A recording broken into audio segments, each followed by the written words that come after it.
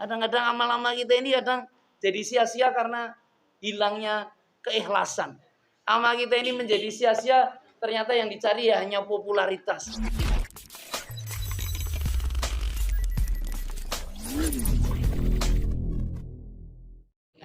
Dihubungkan dengan waktu ini, apalagi kebetulan oleh Allah kita masuk di bulan Januari ini, awal tahun 2023. Urusan waktu itu menjadi urusan yang sangat penting kita paham berkaitan dengan asasnya, hakikinya, filosofinya. Kenapa Ustadz? Karena memang dalam kisah yang disampaikan oleh Imam Ibnu Katsir, dia menulis beberapa riwayat cerita para sahabat. Para sahabat itu ya senang kumpul-kumpul, senang seperti kita gini nih, nggak ngerti tapi pakai kacang atau pakai kurma ya, tapi kan gitu. Tapi itu faktual, itu nyata. Dan diantara mereka kalau kumpul itu ada kalimah, ada kata yang terus mereka tak pernah lupa untuk sampaikan. Dan kalimahnya adalah kalimah-kalimah kebaikan, bagian dari kalam-kalam ayat-ayat Allah. Dan ternyata dikisahkan oleh Imam Ibnu Katsir saat itu, saat dia menjelaskan tentang surah Al-Asr.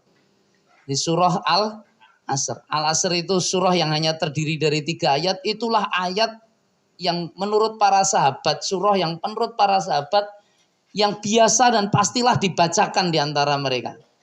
Makanya kalau Anda dengarkan khutbah-khutbah Jum'ah, itu kalau mubalek itu biasanya sering mengungkapkan kembali dalam khutbah-khutbahnya adalah wal asr. Innal insana lafi husrin illa illal ladzina amanu wa amilus solihati wa tawassau bil haq wa tawassau bis sabr. Lu ada apa dengan al-asr Ustaz?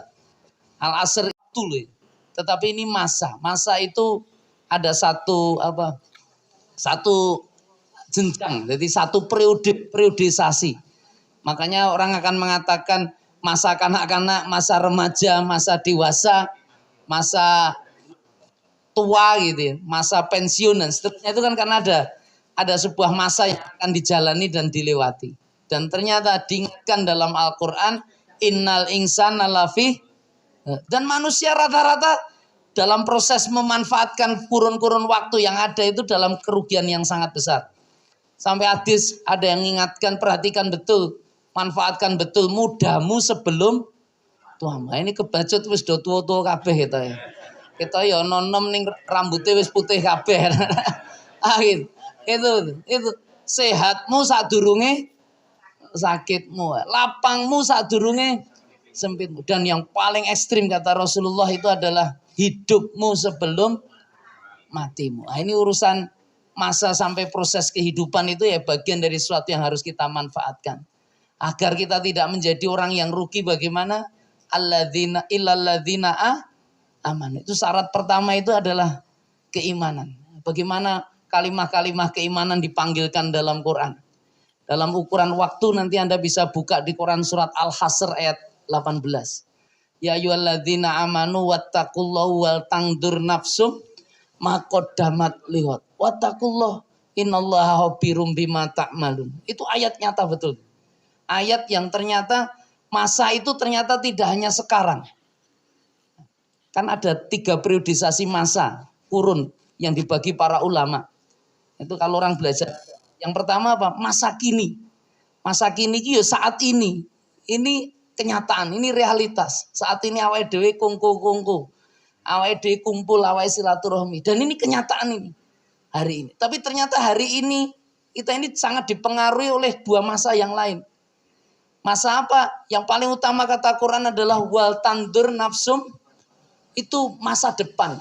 Lihat, itu esok. Esok itu bisa sesok tenan, bisa esok. Itu masa depan.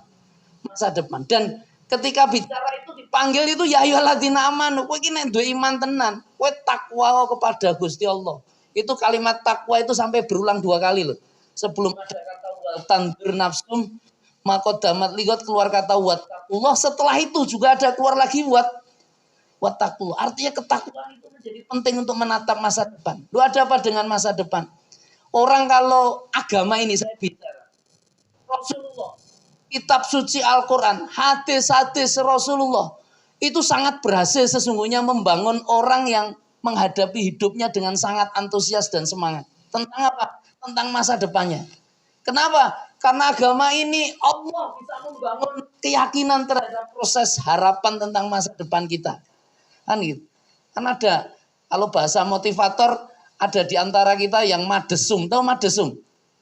Masa depannya suram. Nek masa depannya suram, semangat urip apa kira-kira? Nah itu faktual itu. Banyak orang yang kena masalah itu karena dia tidak bisa melihat masa depan itu indah, baik. Loh itu saya itu. Kemarin ada satu viral, ada anak namanya anak Tiko. Tahu anak Tiko? Kebetulan sejak usia 10 tahun dia ada masalah. Masalah apa? Ibunya sesungguhnya yang ada masalah. Kena sakit dan dia rawat. Anak sekecil itu saya minta maaf. Ternyata ayahnya itu sudah ngasih rumah yang cukup besar. Megah di satu perumahan di Jakarta sana. Tapi rumahnya menjadi sangat bermasalah karena listrik nggak nyala, kotor, air juga nggak masuk dan seterusnya. Saya baru paham kan, kita baru mengerti loh sakit apa ibunya. Kenapa kok butuh ruangan seperti itu? Nah itu ternyata ODGJ. Orang dalam gangguan jiwa. Ngopo kok dadedan? Nah itu masalahnya. Kalau saya agak paham betul karena saya 9 tahun kegiatan di PMI itu ngurusi wong edan terlantar. Di PMI peduli, nanti kapan-kapan keluarga besar ini saya undang ke Mojosongo dekat SMA Negeri 8. Itu. Ini kalau ada jamaah amat tuan rumah itu beliau tahu nomor telepon saya. Nanti bisa kita ekspor. Loh kenapa dengan orang gila Ustaz? Itu betul. Orang gila itu karena ada satu ketakutan, kekhawatiran, kecemasan tentang masa depannya. Loh itu betul. Makanya Pak RT-nya cerita itu. Saya ngikutin aja. Tapi bahasa kehidupan itu seperti itu. Itu memang sejak ditinggal sama suaminya. Loh awalnya ditinggal sama suaminya. Karena kebetulan jadi tapi sudah cerai. Tapi ceritanya kan yang usir malah saya wedok. Tapi terus keadaan ekonominya terpuruk. Kemudian ya proses berat dan lain sebagainya. Karena seorang diri untuk menghidupi anak dan sebagainya. Ya akhirnya ketakutan, kekhawatiran ini menjadikan dia stres kan. Khawatir kan tentang masa depannya. Ya akhirnya jadi itu. Makanya kalau dalam bahasa agama itu la takhofu.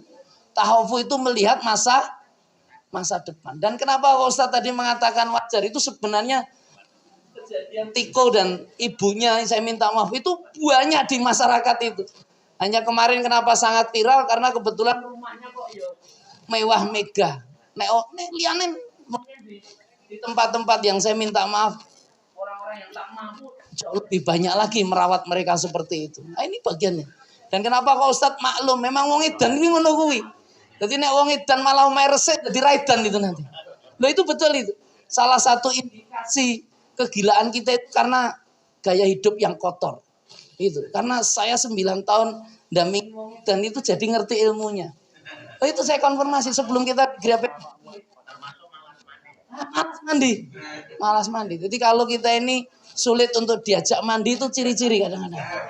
Karena orang gila itu pasti makanya di antara air hujan itu bagian dari ru'yah terbaik juga.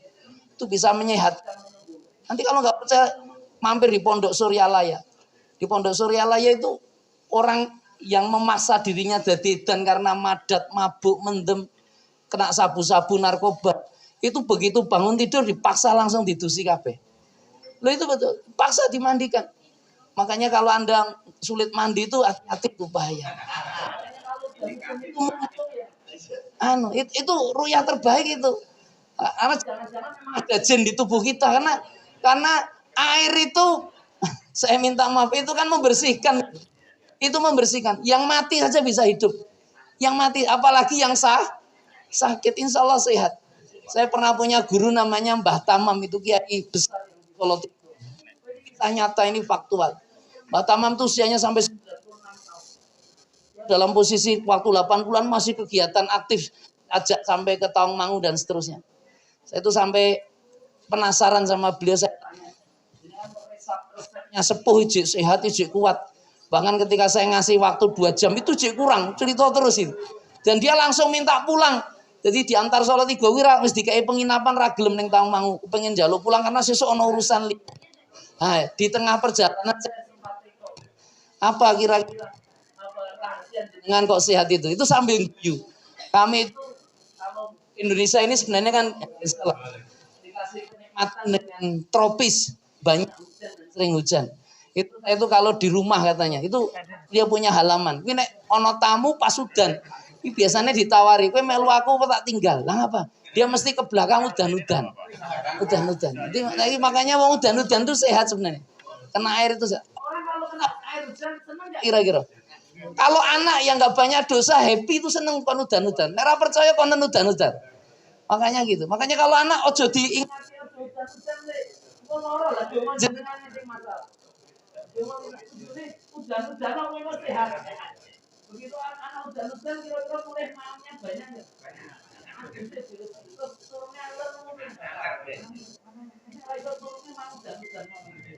Kadang-kadang nilai itu konsepsi. Tapi yang saya ingin sampaikan tadi itu kekhawatiran terhadap masa depan. Karena masa depan. Lalu gimana Islam ingin bicara tentang masa depan? Itu wabashiril ladzina amanu wa amilus sholihah annalahum jannah.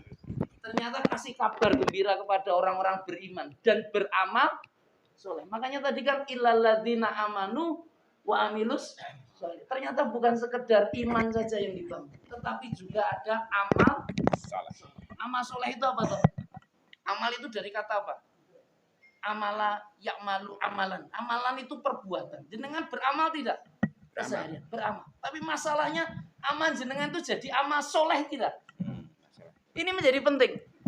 Kenapa Ustadz dengan amal soleh? Amal soleh itu sesuatu yang sangat menentukan dalam kehidupan. Bahkan Rasulullah waktu ada peristiwa Mi'raj, saya minta maaf.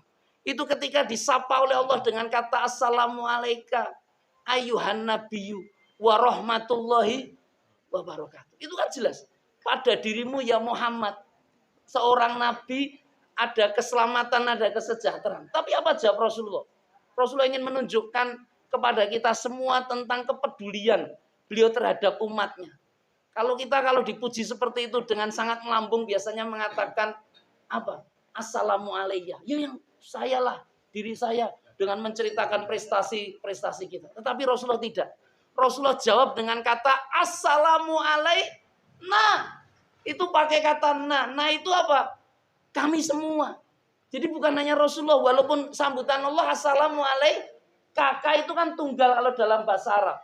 Dalam bahasa Arab itu mengenal bukan sekedar kamu, tetapi kamu seorang, kamu dua orang, kamu banyak. Itu Rasulullah sendiri sebenarnya yang dipuji. Tapi apa kata Rasulullah? Assalamualaikum. Nah, Rasulullah berharap yang selamat dan sejahtera itu nah kami semua. Dan yang terpenting wa ala ibadillahis. Ternyata as-solihin disebutkan. Ada Mas Soleh di sini. Ada Ustadz, ini rapatek soleh. Itu masalah itu. Loh kenapa dengan soleh? Yuslih lakum a'malakum wa yaghfir lakum dunubakum. Apa yang disebut dengan kesalehan itu Ustaz? Kesalehan itu adalah ketika orang melakukan amal, dia perhitungkan betul amal ini punya dampak baik dari sisi syariah. Lillah karena Allah dan tidak melanggar aturannya. Ngikuti tuntunannya. Itu konsepnya. Dan yang terpenting, amal soleh itu adalah amal yang makbulah. Diterima di sisi Allah. Kadang-kadang amal-amal kita ini kadang jadi sia-sia karena hilangnya keikhlasan. Amal kita ini menjadi sia-sia, ternyata yang dicari ya hanya popularitas, kan gitu. Makanya bahaya dalam kehidupan, utamanya kawan-kawan yang kebetulan saat ini sudah menjadi haji dan hajah. Itu konsepnya yang dikejarkan mabrurun. Tahu maknanya mabrur, Bapak-bapak? Mabrur itu apa? Mabrur itu diambil dari kata birun. Birun itu artinya apa? Birun itu artinya kebaikan. Dalam Al-Quran, saya minta maaf, yang diterjemahkan dengan kata kebaikan itu ternyata tidak hanya birun. Maksud Ustadz bagaimana? Jangan pernah dengar istilah toyib. Toyib. Toyib apa artinya? Baik juga. Baik juga. Sama dengan mabrur ternyata. Tapi toyib itu menjadi agak terdegradasi sejak ada lagu Bang Toyib. Pernah dengar lagu Bang Toyib? Makanya orang nggak mau namanya jadi Toyib itu. Karena Bang Toyib yang jarang pulang rumah dalam mobil. Disuruh pulang. Nanti Bang Toyib. Toyib itu baik. Kemudian pernah dengar kata khair. Khair artinya apa? Loh baik juga. Toyib baik, khair juga baik. Dengan pernah dengar istilah ma'ruf? Ma'ruf artinya apa? Ya baik juga. Birun, birun itu juga baik juga. Birun juga baik juga. Hasan juga baik. Loh, bedanya apa itu? Kebaikan-kebaikan. Itulah makanya kadang membaca terjemah itu tak cukup. Kajian keilmuan saya kebetulan ilmu tafsir. Saya belum memperkenalkan diri, kebetulan Allah Ta'ala saya ini jadi dosen di STIK Iskarima. Jadi kebetulan Allah saya juga jadi dosen di Raden Mas Said itu, diminta di fakultas. Dan alhamdulillah saya juga berkegiatan sosial di PMI. Salah satu program yang mudah-mudahan saya minta dukungannya dari Bapak, kapan-kapan kalau nggak ada acara bisa mampir. Saya kebetulan mengelola warung sedekah yang ada di depan gedung wanita itu. Nanti kapan-kapan di Stadion Manahan itu ada satu warung ukurannya cukup besar, kami namakan warung sedekah duafa. Itu alhamdulillah sejak Januari tanggal 2 kemarin kita sudah menyajikan 1.500 setiap hari porsi berkah oleh Allah Subhanahu wa taala. Itu awalnya dari satu CSR yang kemudian berkembang dengan donasi-donasi besar dari masyarakat yang peduli dengan saudara-saudaranya. Dan itu penuh oleh Allah Subhanahu wa taala. Anda bisa makan di sana gratis. Walaupun Anda tidak duafa. Lu kenapa Ustaz? Karena warung sedekah duafa itu sebenarnya bukan kita mensedekahi duafa, tapi duafa itu akan nyedekahi kita. Lu kenapa Ustaz? Itu kan awalnya dari aktivitas kegiatan pesantren kami. Kami punya dapur yang setiap hari, saya minta maaf sejak 12 tahun yang lalu itu mengelola pesantren tahfidz. Kami punya beberapa pesantren tahfidz yang kita bimbing. Ada Insan Qur'ani, ada Darut Taqwa di Sumber itu. Ada Kiai Mojo yang kerjasama dengan Uniba dan seterusnya. Alhamdulillah oleh Allah jumlah santri itu kita masak bersama-sama. Oleh Allah ketemu dengan hamba Allah yang ternyata kepengen ada CSR Jum'ah Berkah. Ini kok ngei berkah kok gerdino Jum'ah. Dengan tahu Jum'ah Berkah? Itu biasanya ngasih makan, ngasih nasi. Yang dikasih makan siapa itu? Para duafa, orang yang kepingin makan karena memang seneng, sehingga mereka kadang-kadang milih-milih masjid sing iso enak dimaam. Nek mereka kadang duafa itu yang milih-milih dikei urung karena diambil. Nek ra enak yo iso milih-milih. Kadang-kadang. Nah itu berkah. Lah itu dia sudah sampai 1.000 omsetnya setiap Jumat. Saya tanya sama beliau, "Kowe kok jenengan kok ngambil Jumat kenapa?" Karena Jumat kan hari berkah, Ustaz. Lah masalahnya sing jenengan kayak berkah kuwi apa butuhnya ya hari Jumat tok. Senin butuh berkah napa mboten? Selasa butuh berkah napa mboten? Nah, terus kita punya ide yang kita ambil juga dari beberapa kegiatan sosial yang ada. Apa itu? Kita dibikin warung saja. Warung itu ya sesuai kemampuan kita ya Ustaz. Iya, nek wis ora mampu ya ditutup habis dan seterusnya. Tapi kemampuan awal hanya 300, sekarang sudah sampai 1.500. Sing sugih sapa? Sing sugih Gusti Allah. Nah, ini. Jadi berkahnya betul. Hamba-hamba Allah banyak datang dan lain sebagainya untuk saling bisa membantu. Dan makanya teman-teman yang masak itu sudah kita pesankan. Ku nek pas masak yo karo ndongake. Ndongake apa? Sing teko ning kene duafa yo dadi kuat. Sing mereka sakit yo dadi mari. Sing akeh utang yo lunas utangi. Sing ngrunduhe bojo ya ndang segera ketemu bojone. Ada. Itu berkah. Yang sudah kaya gimana datang ke sini? Boleh. Oleh Allah Ta'ala dengan kita doakan mudah-mudahan jadi peduli dengan duafa.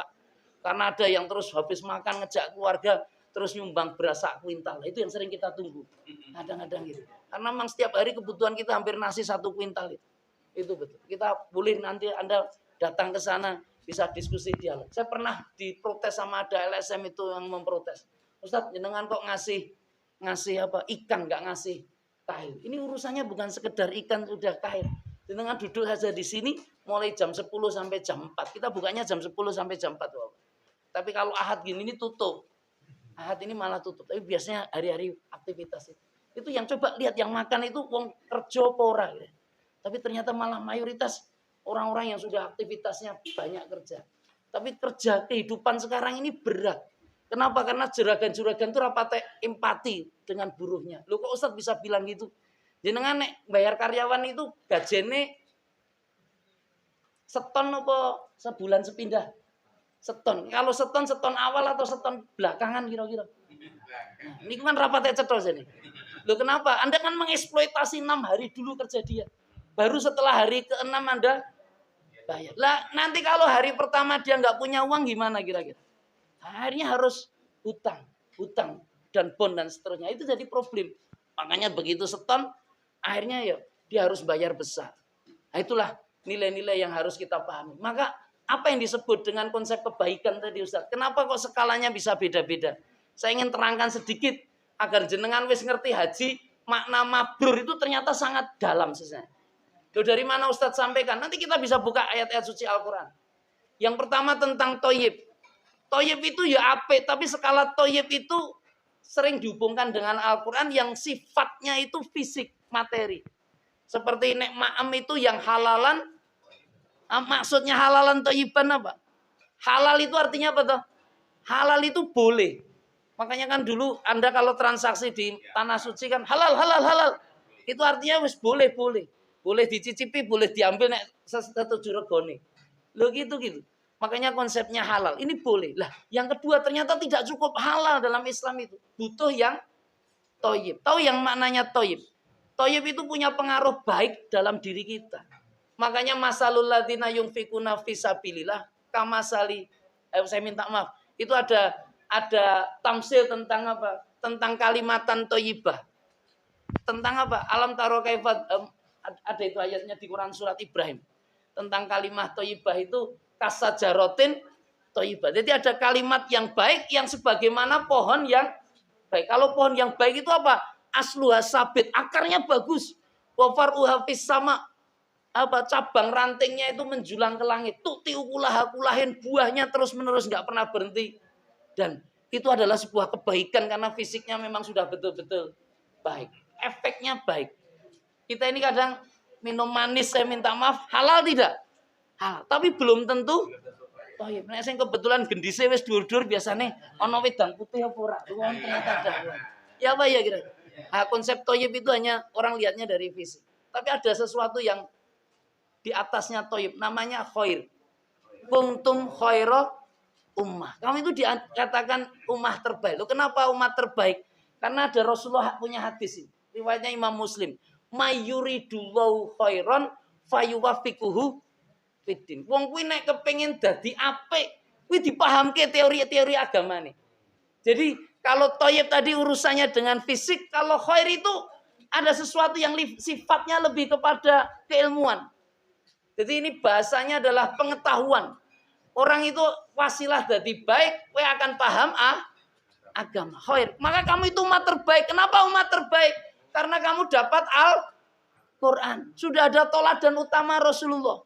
Saya minta maaf. Makanya upaya-upaya ikhtiar kita menjadikan anak kita baik dilebokke ning madrasah, masukkan pesantren. Dadi apik apa ora? Dadi apik ora? Teorine kudu dadi apik. Ning ono ora? Jebolan pesantren dadi maling kira-kira. Jebolan pesantren dadi makanya tidak cukup khair sebenarnya. Kuntum khaira ummah uhrijat linnas litakmuruna bil ma'ruf. Makanya ada konsep yang namanya ma'ruf. Ma'ruf itu apa tuh Ustaz? Mas Ma'ruf ada di sini. Ma'ruf itu apa? Ma'ruf itu kebaikan yang dilakukan, disosialisasikan, dilaksanakan. Makanya namanya amar ma'ruf. Kalau khair itu lawannya sarun, itu konsep kejahatan. Wong jahat, ilmunya jahat itu belum tentu kemudian jadi jahat. Ya apa ya? Itu kepengen nyekel copet kudune belajar ilmu nyopet. Tapi kan tidak harus jadi copet. Ya apa ya? Loh itu betul. Itu nilai-nilai yang harus dipahami. Makanya konsepnya bisa ma'ruf, bisa jadi mungkar. Lah kalau ma'ruf kuwi kebaikannya diprakteke. Kalau mungkar itu keburukannya diprakteke. Dan itu bahaya kalau kemudian kita saling mendiamkan. Rasulullah sudah mengancam itu. Rasulullah mengilustrasikan seperti berada di atas kapal.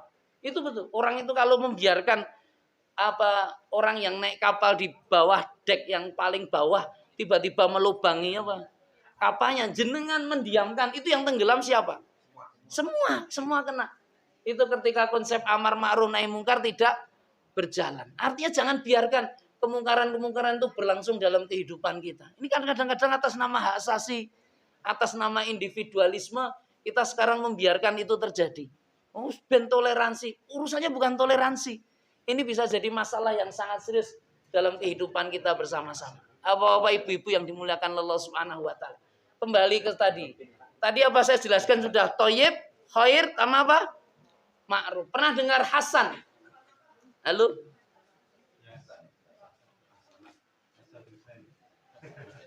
Hasan itu artinya apa? Yo podo baik loh. Apa itu maknanya Hasan? Ini apa dengan istilah ihsan? Ihsan tahu? Hah? Ihsan itu diambil dari kata yang sama dengan Hasan. Tapi itu pernah menjadi sebuah pertanyaan besar dari malaikat Jibril kepada Rasulullah yang kemudian diriwayatkan oleh Umar Ibn Khattab. Nanti jenengan kalau nggak percaya buka di kitabnya Imam An-Nawawi dalam hadis Al-Arba'in. Imam An-Nawawi itu merumuskan ada 40 hadis yang direkomendasikan betul. Kalau di pesantren bahkan diwajibkan untuk hafal itu. Lu ada apa Ustadz dengan hadis itu? Itu hadis yang ketika malaikat Jibril membo-membo dadi menungso nekoke Kanjeng Nabi Muhammad. Waktu itu ada sahabat-sahabat yang penasaran, "Kuwi sapa to kok tiba-tiba duduk di depan Rasulullah?" Ternyata begitu duduk, dia seperti dosen yang ngajari muridnya. Sambil bertanya, "Ya Muhammad, tahukah kau tentang iman?" Apa jawab Rasulullah waktu itu? Dia jawab rukun iman. Tahu rukun iman? Sekarang banyak anak muda ditikai rukun iman dari Rasul. Itu penting. Itu nggak banyak tahu. Kemudian ditanya lagi tentang Islam. Dijawab apa? Rukun Islam. Kenapa rukun Islam? Saya nggak kepengen ngajarin jenengan, tapi belajar sendiri nek ora ngerti. Ning nek wis haji ku yo bangetan ra apal.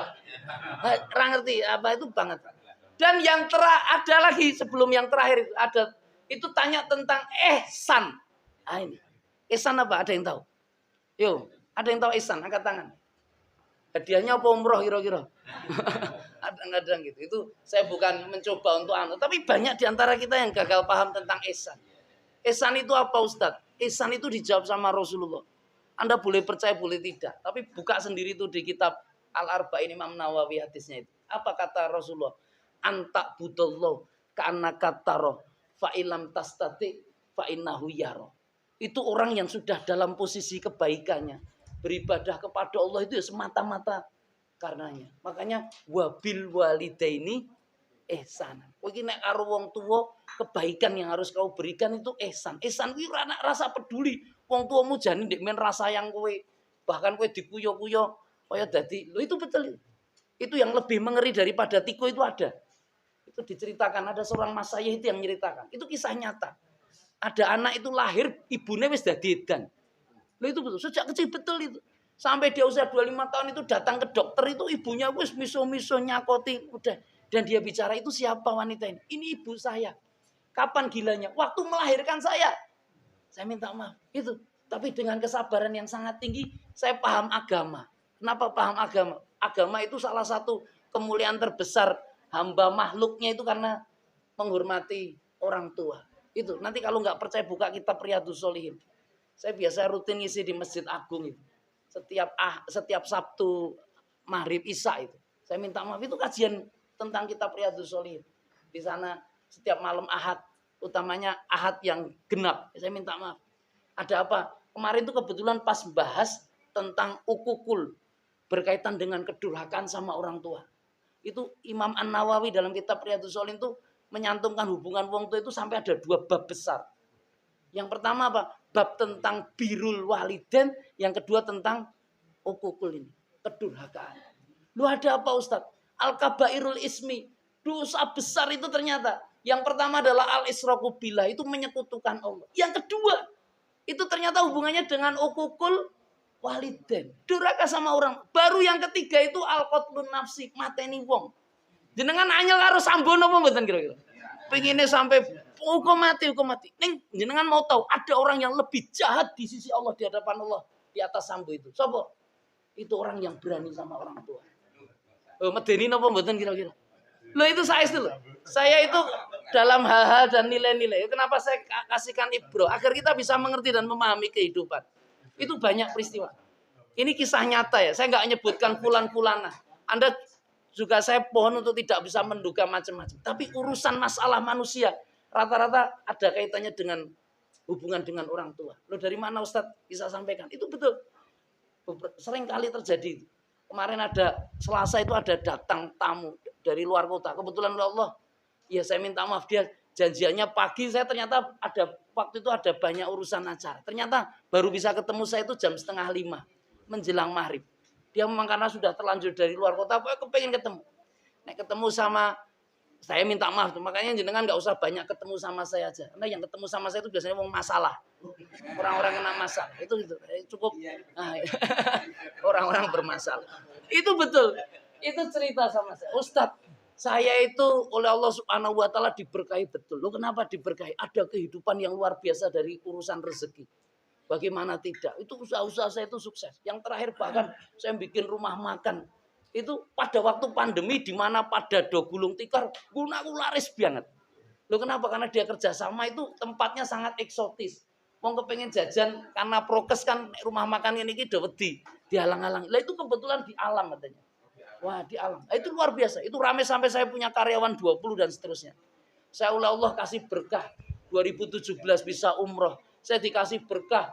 Saya bisa nyumbang ambulan ke masyarakat itu sampai 2 mobil ambulan dan seterusnya. Saya juga dapat berkah, istri saya sangat mendukung saya bisa dirikan masjid. Dan saya minta berkah doa jenengan. Insya Allah saya sudah membebaskan lahan untuk bisa saya bikin pesantren. Nikmat gak kira-kira gitu? Nikmat, berkah. Neng ternyata ya bermasalah. Masalah ini lah itu Ustadz. Ini dalam 3-4 bulan ini. Saya tuh punya konflik yang sangat serius dengan keluarga. Utamanya dengan istri. Loh kenapa dengan istri? Saya minta maaf. Istri saya ini mau bunuh diri. Kadang-kadang. Terbayang nggak? Mau kehidupannya luar biasa kok istrinya sampai bunuh diri. Biasanya kalau urusan masalah dengan rasa teko sama saya dicatat saja jadi muhasabah, dianggap di masalah kabeh. Itu betul. Saya tanya kepada dia hubungannya dengan Gusti Allah, urusannya al-israku billah tadi, menyekutukan Allah. Tapi saya nggak ingin sampaikan kowe teko ning dukun ngendi, kowe ndek jimat apa. Ning saya tanya paling utama biasanya urusan salat. Piye salatmu? Nah, itu begitu ditanya dia mesam-mesem. Itu Ustadz, kita aku wis umroh gini, aku salate ijik bolong-bolong. Ketemu satu. Lah tanya, lah bagaimana dengan istrimu? Istriku ki sregep banget salat loh. Sing arep bunuh diri kok malah sing sregep salat. Itu kan menarik itu. Itu menarik. Nah, kenapa ada urusan dengan istrinya? Terus dia cerita. Ceritanya dimulai dari 1 tahun yang lalu. Kenapa? Oleh Allah saya kasih musibah sakit.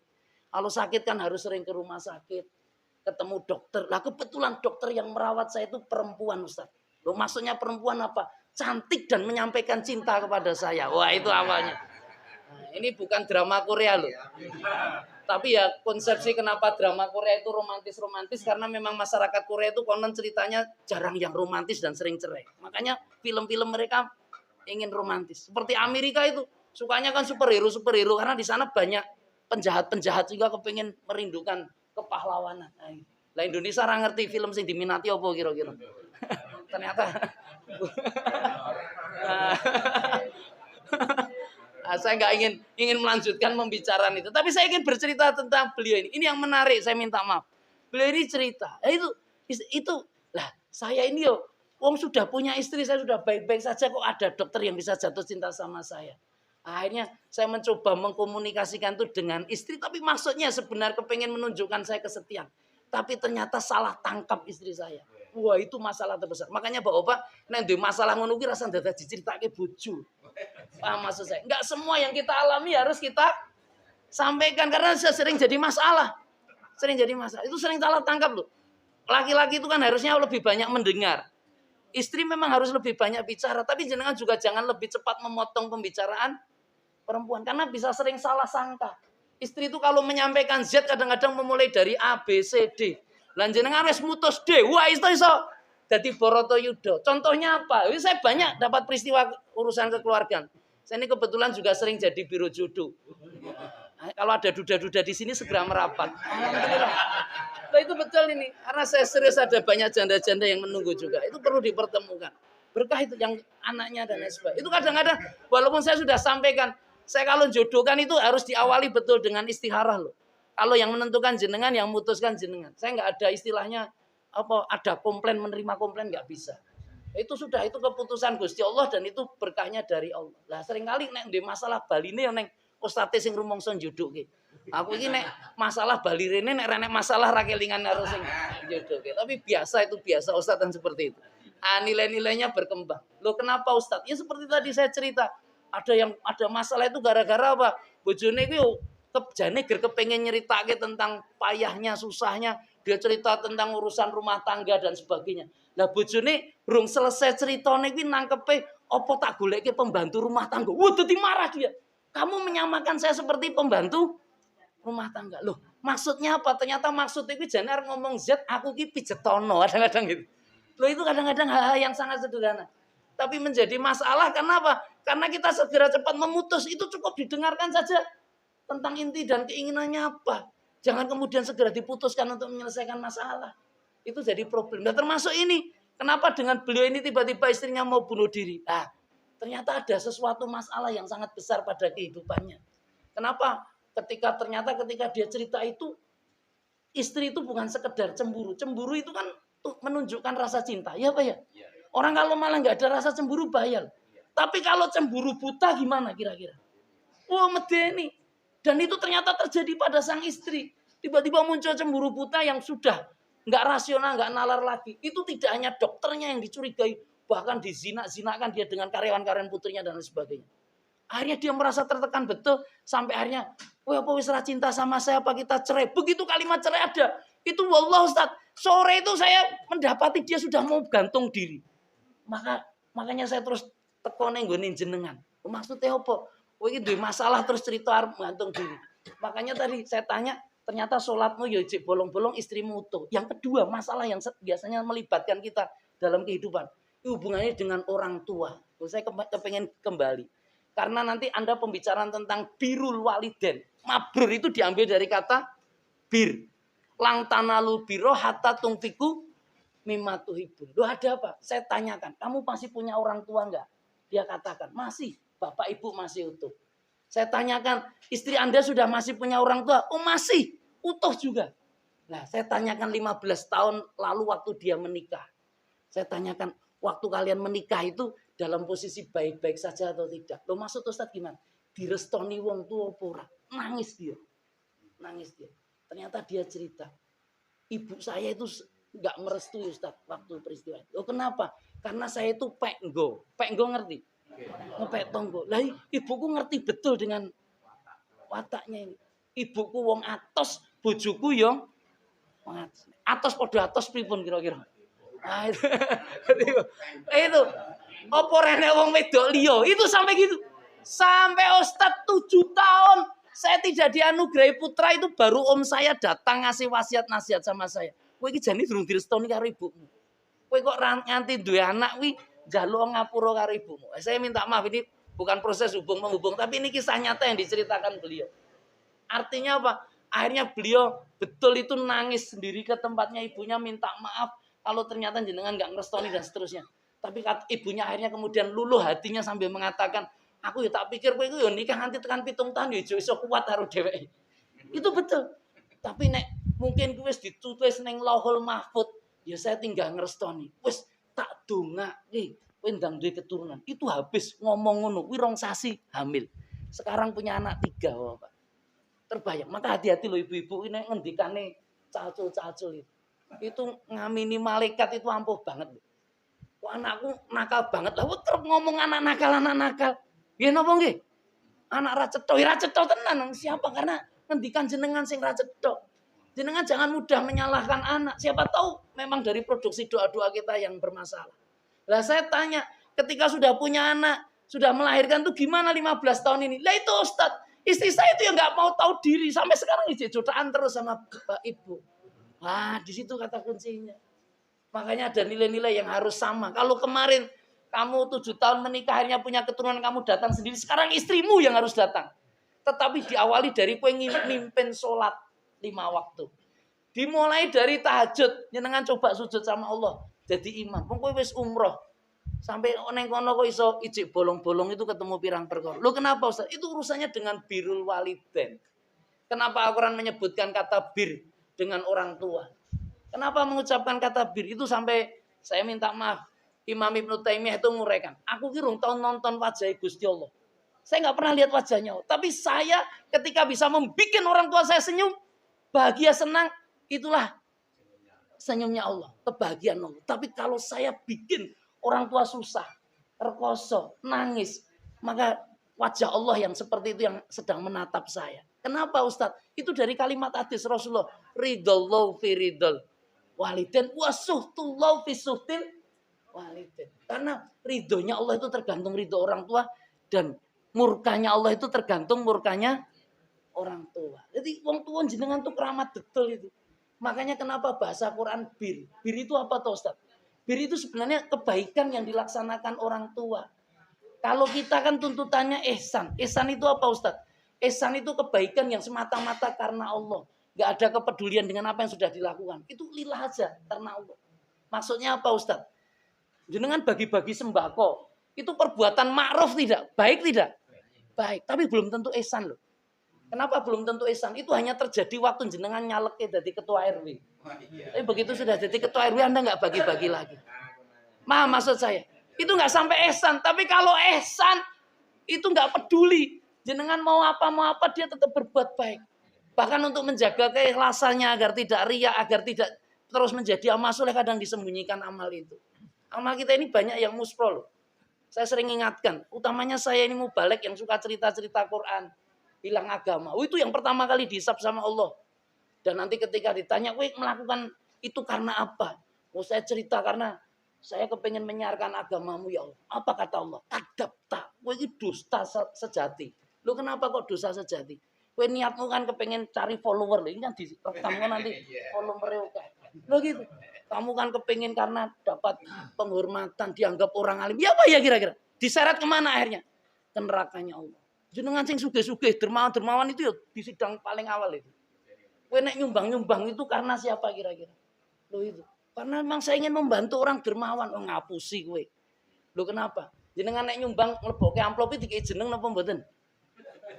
Saya tanya itu. Loh kenapa Ustadz harus menanyakan? Karena nanti menguji keikhlasan. Loh urusannya apa Ustadz? Saya tuh pernah punya pengalaman tahu 1990 KKN. Di Wonogiri sana, di Praci. Itu waktu KKN itu saya minta maaf. Pak Kadusnya bilang sama anak-anak KKN, adik-adik, mas-mas, mbak-mbak KKN, iki ono warga sing duwe gawe. Kowe diundang ning aja teko bengi karena ning bengi ning kene jek botoan karo mendem. Lho itu sejarah itu. Waktu itu belum sedahsyat ini orang membersihkan perjudian dan seterusnya. Tapi ini kisah nyata, teko ya pas undangan. Tapi kalau diundang di sini, kuwi nek iso nggawa sumbangan dan memang wajib nyumbang. Lho maksudnya nyumbang ya nek mbak-mbak KKN karo mas-mas KKN begitu oke napa mboten? Hah? Ya rapate oke, tapi kita berpikir tukoke amplop. Sejumlah anak-anak KKN. Kita yang nglebokke dite sepakat bareng padha kabeh. Dikei jeneng napa mboten? Ngopo kok ora dikei jeneng? Karena ojo karena sithik lho ya. Itu jadi masalah lho jenengan. Itu jadi masalah lho. Itu gitu. Loh ini kenapa Ustadz? Ini catatan-catatan saja. Dan begitu kami mau ke sana datang, itu golek kotak yang biasanya kita masukkan amplop, itu nggak ada. Yang ada apa? Orang duduk nganggo baju putih. Saya masih ingat betul itu. Pakai buku besar dan dicatat. Pernah jenengan Jagong? Tuh, pernah katanya. Itu betul. Itu saya waktu itu sampai ndredeg loh. Loh kenapa? Dicatat itu ditekoi jenenge. Lah terus ditanya bawa sesuatu, iya ini amplop. Itu dibuka di depan. Dibuka, ditulis itu. Jenenge sopo, nilainya pira. Iya apa ya? Lah saya tanya, itu mau ditaruh di mana catatan itu? Itu dikeke sing duwe gawe. Gen ngopo dikeke sing duwe gawe? Anda mau tahu? Hah? Hah? Kenapa dikasihkan yang punya gawe? Lo jujur saja lo, kenapa? Hah?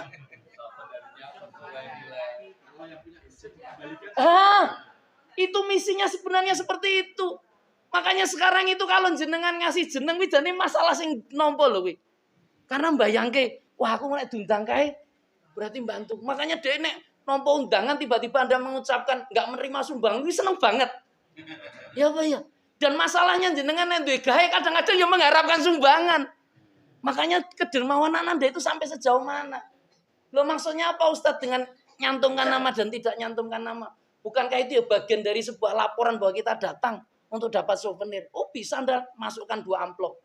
Amplop pertama kasih jeneng Anda besar-besar, alamatnya komplit, nomor teleponnya kosong ono renek duite. Sing siji gue ono duit sing akeh dalam rangka kedermawanan rasa dikei jeneng. Nah, itu gimana kira-kira? Orang yang terima seneng napa mboten? Neng nonton jenengmu pripun kira-kira? Lan jenengan kepengen butuh balesannya apa balesannya Gusti Allah? Loh itu saestu. Saestu. Itu serius. Tapi apa nggak boleh Ustadz saya mencantumkan ini bantuan dari saya? Boleh. Abu Bakar tuh bahkan julukannya Asidik, ahli sedekah dia. Membenarkan tentang keimanan. Tahu Abu Bakar? Asidik. Sodako itu kan diambil dari kata sodako yang artinya membenarkan. Loh itu betul. Asidik. Asidik itu luar biasa. Loh kenapa? Abu Bakar itu saya minta maaf ditanya Rasulullah berapa yang kamu semuanya. Dia sampaikan itu. Tapi apa Abu Bakar karena kepengen riak? Tidak. Kalau Anda sudah selesai dengan keikhlasan jenengan. Nggak ada motif apa-apa kecuali Tuhan. Itu malah Anda beritahu kepada orang agar dia mengikuti Anda. Karena Anda jadi teladan baik. Paham maksud saya? Karena Rasulullah mengatakan solu kamaru aitumuni usolli. Oh, jeng Nabi nek salat itu dilihat karo wong-wong. Nah, kecuali kalau ada sholat-sholat sendiri yang memang nggak bisa dilihat sama orang-orang. Makanya dia kan sangat peduli. Nek sholat ora tau do-do. Imam sekarang kan ini malah do-do. Ini malah sholat dewe cepet-cepet kadang-kadang. Nah, ini problem masalah. Saya kembali ke tadi. Jadi, lah konsep birun itu apa Ustadz? Kalau ihsan itu semata-mata niatnya karena Allah, balasannya karena Allah. Saya khawatir jenengan kita ya hobinya nyumbang-nyumbang. Habis ini kan berapa amplop yang sudah Anda siapkan. Tapi begitu ditanya, lah kuwi ndek men niate apa? Kowe kepengen balas sumbangan toh? Kepengen dapat penghargaan. Wis rampung, oleh rampung. Ya selesai. Kamu bohong karena kamu bantu karena belas kasihan. Makanya saya sering tanya, jenengan nek nyumbang amplop itu dikei jeneng apa ora? Tergantung Ustaz. Loh, tergantung apa? Nek kepaten dikei jeneng napa mboten? Loh, karena bisa jadi niat Anda kepaten kuwi nyumbangnya tulus. Ojo sithik lho, nek sithik tak ketang dengan. Kadang-kadang kita gitu. Karena ngasih gak jeneng itu karena malah sithik. Kadang-kadang. Tapi nek nyumbang gede dikei jeneng napa mboten? Nah, muga-muga niat jenengan ikhlas tulus betul karena Allah. Itu kalau sudah ihsan selesai jenengan. Lah, mabrur itu yang istimewa. Kenapa konsep mabrur itu menjadi sangat istimewa dan banget didudukan dalam Islam itu? Itu karena Allah ingin menguji tingkat kebaikan Anda seperti kebaikan orang tua terhadap anak. Jenengan bisa membayangkan bagaimana rasa kasih sayangnya orang tua terhadap anak kira-kira? Bisa nggak kira-kira? Anda sebagai orang tua mesti sudah mengalami itu. Apa maksudnya Ustaz? Orang tua itu kadang-kadang bisa mengalahkan kepentingannya sendiri. Mengorbankan dirinya untuk yang lain. Mabrur itu tingkatnya itu. Kalau ihsan kan kadang-kadang ya ngikuti ukuran saja. Yang penting pokoknya niatnya ikhlas. Nyumbang sithik, ra apa-apa sing penting ikhlas itu. Tapi kalau sudah mabrur, saya minta maaf itu. Mabrur itu lantana lubiro hatta tungfiku mimma tuhibun. Dia sudah mengorbankan atas sesuatu yang sebenarnya dia juga butuh. Saya masih teringat betul sebuah kisah. Saya minta maaf, ini kisah nyata. Ada 3 anak yatim dibawa sama ibunya. Ibunya itu bukan orang berada. Kepengen sekali makan bakso. Ini kisah nyata itu. Oleh Allah Subhanahu wa taala ibunya itu sudah membawa nasi dari rumah. Sudah miling-miling anak-anaknya itu. Kowe neng kono makan bakso tok lho, wedange rasa dadak pesen kerupuke rasa jiko. Aku wis nggawa sego dan seterusnya. Itu betul. Gue banyu putih. Semuanya dapat jatah satu-satu. Itu 3 anak itu kebetulan anak yang kedua. Lali nih mau ramangan awan. Jadi mame telap-telep sempat entek. Itu semua dapat jatah satu-satu. Tiba-tiba ibunya bilang sama yang masih lapar ya? Iya. Tiba-tiba bakso yang milik ibunya itu baru diambil satu di longke anaknya. Itu sing sulung itu protes. Loh, Bu, jenengan alah dereng dahar. Niku adik niku pun entek sak mangkok. Ora, ibu wis kenyang. Waduh, isi war. Saya minta maaf. Ibu ini masih lapar atau kenyang kira-kira? Tapi kenapa kok dia sampai dikasihkan ke anak? Hah? Nah itu bir itu di situ. Paham? Bir itu wong tua ngopeni anak mengharapkan dia nanti akan menggantikan dia lebih mulia, lebih sukses. Makanya ada anak yang cerita sama Abdullah bin Abbas. Aku itu sudah berkorban gini sama orang tua. Sudah membalas belum? Belum. Setetes darah yang keluar saat ibu melahirkan itu belum terbalas dengan kowe haji umroh gendong ibumu koyo ngono ki belum terbalas. Loh kenapa? Karena persoalan orang tua itu menyayangi kamu itu harapannya besar kowe iso tumbuh kembang dengan baik. Tapi nek jenengan ngopeni wong tua, kira-kira sambil wiridan dikiri kapan wong tua mati, kapan mati. Ya apa ya? Karena itu beban kadang-kadang. Kadang-kadang beban itu wong tua. Nah, ngenteni masa mati nih. Itu kan gitu. Bedanya itu hanya konsep orientasi tetapi nilainya sudah berbeda itu. Jadi konsep nilai kasih sayang jadi beda. Karena dianggap kadang-kadang ini beban. Tapi kalau orang pakai kasih, kalau kasih sayang ringan tidak? Sangat ringan. Mabrur itu gitu itu. Mengeluarkan sesuatu yang dicintai dengan sangat ringan. Makanya kata hadis Rasulullah, kullu mri'in dibalin la yubda'u fihi bismillahirrahmanirrahim fahuwa. Semua amal winara diawali dengan mengucapkan kata Allah karena Allah dan diliputi dengan sifat Ar-Rahman Ar-Rahim. Itu bismillahirrahmanirrahim kan kata ada Rahman Ar-Rahim. Maka bahwa akto itu terputus jalannya. Sia-sia. Nanti kalau nggak percaya, baca kitabnya Buya Hamka judulnya Tasawuf Modern. Itu ada bab khusus judulnya As-Sa'adah. Orang yang mendapat kebahagiaan. Jenengan kalau tingkatannya sudah mabrur Bapak-bapak. Jenengan saestu jane wong sing paling bahagia uripe. Loh kok sakit Ustaz? Kenapa Ustaz? Karena Anda banyak diliputi kasih sayang dalam hidup ini. Kenapa? Buya Hamka ngasih ilustrasi sangat sederhana. Kenapa sederhana? Saya mau cerita ini. Sekalian terakhir mau pamit. Saya minta maaf. Jam 8 ditunggu jamaah. Saya minta maaf. Itu ada kisah nyata yang diceritakan Buya Hamka. Ada seorang pemuda goncengke pemudi yang dicintainya. Kebetulan pemudi yang dicintai itu rodok lemu. Saya minta maaf yang agak gemuk. Numpak pit angin, pit onrel. Abot napa mboten kira-kira? Ya teorinya abot. Itu bahkan melewati jalan tanjakan itu sang pemudi sudah ngasih usulan, masukan. Masukannya apa? Mas, apa aku perlu turun? Apa kata sang pemuda? Jangan, nggak perlu. Saya masih kuat. Itu nanti gobios-gobios sampai tempat tujuan. Sampai tempat tujuan. Itu terjadi. 5 hari berikutnya dipanggil sama ibunya. Iki tantemu, gemue meh podo. Sama sang kekasih. Goncengno, kebetulan utusannya di jalan yang sama. Itu begitu perjalanan. Kebetulan tante niku wong rada cerewet nganyelke. Itu begitu mau tanjakan itu dihentikan sama sang pemuda. Tantenya teko, apa aku perlu turun? Apa jawab sang pemuda? Ya turun.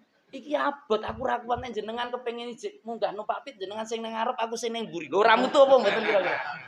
Kenapa dia ngomong ra kuat? Mongko ndek iki kuat. Apa yang membedakan? Apa yang membedakan?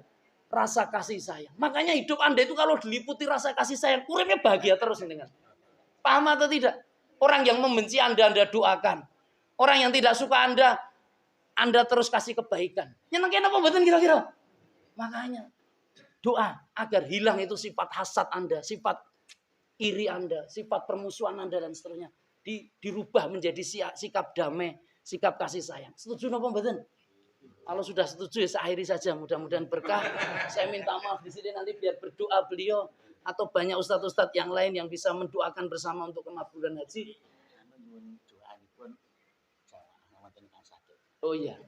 Ya kita doakan mudah-mudahan yang sakit Allah Ta'ala kasih kesehatan. Ya. Khususon ini ada jamaah yang minta doa Bapak Gadot, mudah-mudahan Allah kasih kesembuhan, kasih kesabaran, kasih kebaikan atas dirinya. Al-Fatihah. A'udzubillahi minasyaitonirrajim. Bismillahirrahmanirrahim. Alhamdulillahirabbil alamin arrahmanirrahim. Maliki yaumiddin. Iyyaka na'budu wa iyyaka nasta'in. Ihdinas siratal mustaqim siratal ladzina an'amta 'alaihim ghairil maghdubi 'alaihim waladdallin. Amin amin ya rabbal alamin. Allahumma sholli wa sallim ala Muhammad wa ala alihi wa ashabihi ajmain. Irhamna ya Allah ya arhamar rahimin. Allahumma fir lana wa li walidaina warhamhuma kama rabbayana shighar. Allahumma asfi Allah Bapak Gadot ya Allah. Allahumma asfi la sifa illa sifauka la yuhdir saqama. Allahu la ilaha illa huwal hayyul qayyum. Allahumma arinal haqqa haqqan warzuqna tiba'ah wa arinal batila batila warzuqna istinabah. Rabbana atina fid dunya hasanah wa fil akhirati hasanah wa qina adzabannar. Subhana rabbika rabbil izzati amma yasifun wa salamun alal mursalin walhamdulillahi rabbil alamin. Mohon maaf apabila ada kata kalimat yang kurang berkenan. Saya pamit Allah Bapak. Assalamualaikum warahmatullahi wabarakatuh.